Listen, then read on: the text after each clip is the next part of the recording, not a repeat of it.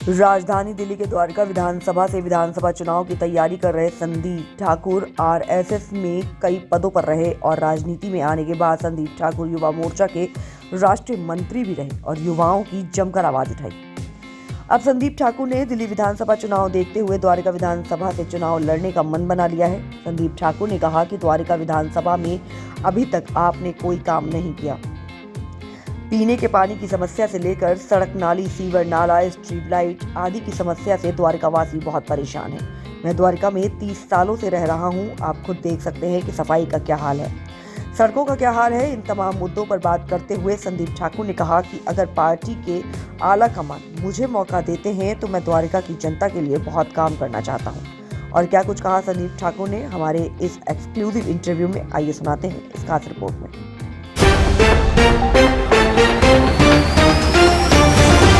राजधानी दिल्ली में 2025 में यानी जनवरी फरवरी में विधानसभा चुनाव होने हैं, जिसको लेकर राजनीति गरमाई हुई है और तमाम पार्टियों ने अपनी तैयारी शुरू कर दी है।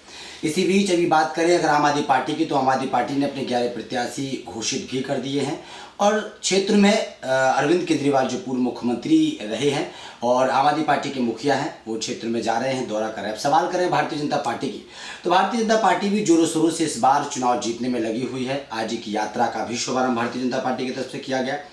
अब द्वारका विधानसभा आज हम पहुंचे हैं। द्वारका विधानसभा से हमने आपको बताया था एक हफ्ते पहले कि संदीप ठाकुर जी हमारे साथ मौजूद हैं, जो द्वारका विधानसभा से इस बार विधानसभा चुनाव लड़ना चाहते हैं और पूरी तैयारी में है। लेकिन द्वारका विधानसभा की जो कमियां हैं उसको उन्होंने पिछली बार गिनवाया था और आज रूबरू वो तस्वीरें दिखाने के लिए ग्राउंड पर भी पहुंचे। और हमने, आप देख रहे होंगे साइड में कुछ तस्वीरें चल रही हैं कि सड़कों का क्या हाल है, सीवर का क्या हाल है, नाला किस तरीके से बद से बदतर है और द्वारका की जो जनता है किस तरीके से समस्याओं से जूझ रही है और उन समस्याओं से कैसे लड़ाई लड़ेंगे संदीप ठाकुर जी और किस तरीके की वो तैयारी कर रहे हैं, क्यों आरएसएस के बाद और भारतीय जनता पार्टी में कई पदों में रहने के बाद अब क्यों उन्होंने द्वारका विधानसभा से चुनाव लड़ने का मन बनाया है, ये हम आज जानने आए हैं। सर, सबसे पहले बहुत बहुत स्वागत है आपका हमारे चैनल द न्यूज एक्सप्रेस में।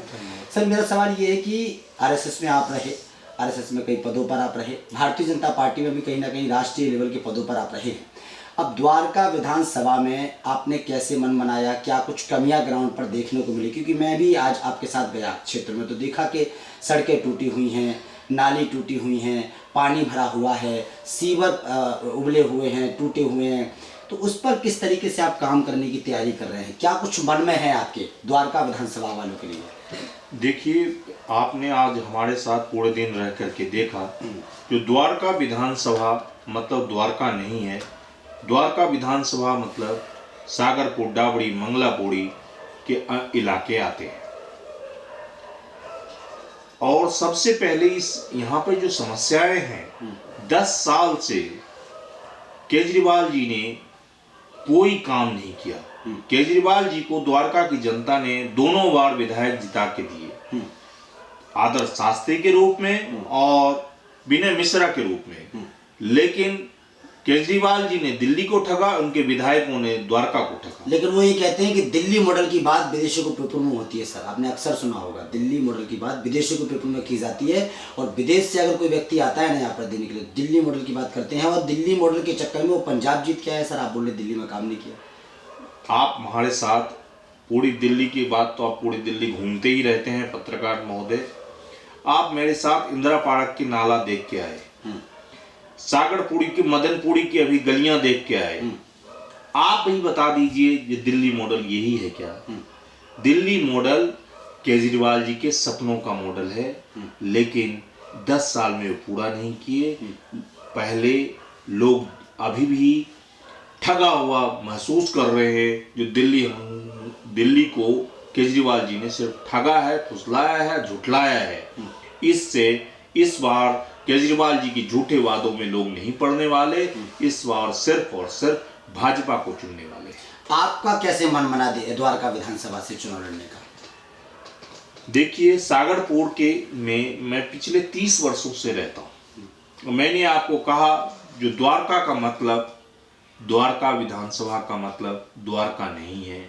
द्वारका का मतलब सागरपुर, डाबड़ी, मंगलापुरी, दुर्गा पार्क है।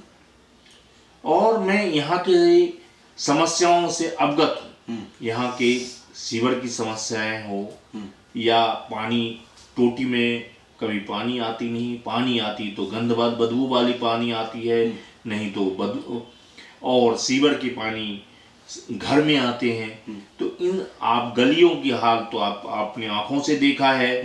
तो सभी समस्याओं को, इन समस्याओं को देखते हुए और संगठन के समर्पित, देखिए हर संगठन में हमारे तरह कई लोग, कई निष्ठावान कार्यकर्ता हैं जो टिकट मांग रहे हैं और अपनी लोगों से मिल रहे हैं, तैयारी कर रहे हैं। तो ये उनका अधिकार है। अब क्या होगा ये तो पार्टी के हाथ में है, शीर्षस्थ नेतृत्व के हाथ में है।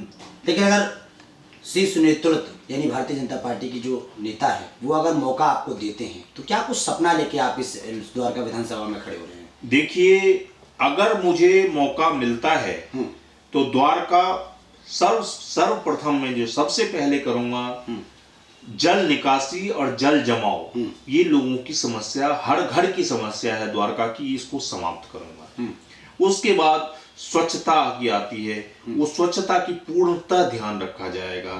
पार्कों की आती है, उसके बाद शिक्षा, चिकित्सा बड़े लेवल पे यहाँ पे मुहैया कराने की प्रयास करूंगा। आप यहाँ केजरीवाल जी के मोहल्ला क्लिनिक देखें, ही कुत्ते बैठे हुए थे। तो इन्होंने लोगों को सिर्फ फुसलाया है, झुठलाया है। हम समस्या का निदान लेकर आए हैं।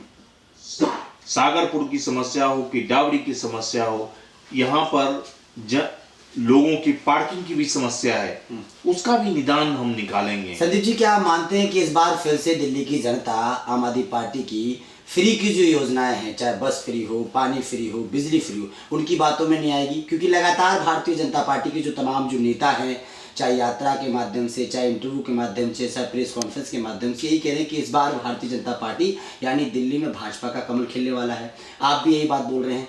क्यों जनता, क्या इस बार वाकई में बातों में नहीं आएगी अरविंद केजरीवाल के? मुझे दिल्ली की जनताओं पर पूरा विश्वास है। दिल्ली की जनता इस बार इनके बातों में नहीं आएगी, क्योंकि 10 साल का कार्यकाल बहुत होता है और 10 साल में इन्होंने केवल झूठ बोल करके झुठलाया है, फुसलाया है। लोग, दिल्ली निवासी ठगा हुआ सा महसूस कर रहे हैं। संदीप जी, एक मेरा सवाल है गहरा आपसे कि आपने खुद बोला है कि कई ऐसे लोग हैं, चाहे भाजपा के कई लोग ऐसे हैं जो एक विधानसभा से 5-5, 6-6 लोग हैं जो टिकट लेने की लाइन में खड़े हुए हैं। भारतीय जनता पार्टी आपको मौका क्यों दे, और अगर दे तो इधर के क्षेत्र के जो लोग हैं द्वारका विधानसभा के, उनका कितना समर्थन आपको मिलने वाला है? देखिए, मुझे 3600 बिरादरी का समर्थन मिलने वाला है।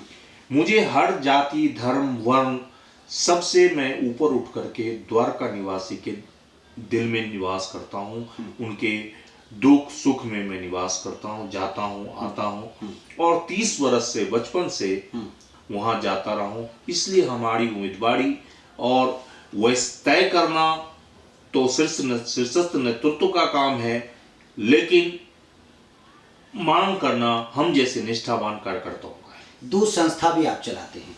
मेरा इसमें एक सवाल हो जाएगा कि 2 संस्थाओं के माध्यम से कौन सी वो संस्था है, दोनों, उनका नाम आप बता दीजिए, और उन संस्थाओं के माध्यम से किस तरीके से काम आप कर रहे हैं? देखिए, हमारी 2 संस्था है। एक हिंदी संस्कृति जो पूरे देश में भारतीय भाषाओं के लिए काम करती है। आपके माध्यम से मैं माननीय प्रधानमंत्री जी का धन्यवाद करना चाहता हूं, जो 1 सप्ताह पहले भारत की 2 प्राचीन भाषा मैथिली और संस्कृत, बिल्कुल, दोनों की संविधान, दोनों भाषाओं में संविधान को विमोचन किया। ये हर पूर्वांचल वासी, मिथिला वासी के लिए गर्व का विषय है, और पूरे देश के लिए, संस्कृत भाषी के लिए ये विशेष दिन है। ठीक है, बहुत बहुत शुक्रिया आपका संदीप जी। तो संदीप जी बात कर रहे थे द्वारका विधानसभा को लेकर। आपको हमने बताया है कि संदीप जी आरएसएस में रहे हैं और आरएसएस के बाद भारतीय जनता पार्टी के में कई पदों पर रहे हैं और द्वारका विधानसभा से चुनाव लड़ने का मन बनाया है। फिलहाल लाइन में कई लोग लगे हुए हैं टिकट को लेकर। लेकिन जिस तरीके से संदीप ठाकुर की बात है, उन्होंने ये कहा है कि शीर्ष नेतृत्व अगर चाहेगा और उनकी तरफ से मुझे टिकट मिलता है, समर्थन मिलता है, तो द्वारका विधानसभा के लिए क्या मुद्दे रहेंगे उस पर भी उन्होंने चर्चा की और किस तरीके से वो द्वारका विधानसभा में काम करेंगे उसको लेकर भी उन्होंने बताया है। अब आने वाला वक्त बताएगा, क्योंकि चुनाव का माहौल है, टिकट की तैयारी चल रही है, पार्टियां टिकट देने की तैयारी में लगी हुई हैं। लेकिन अब सवाल ये खड़ा हो रहा है कि संदीप ठाकुर किस लाइन में उनका नंबर आता है और क्या होता है, ये फिलहाल आने वाला वक्त बताएगा। कैमरामैन दुर्गेश के साथ ब्रजेश कुमार, दिल्ली।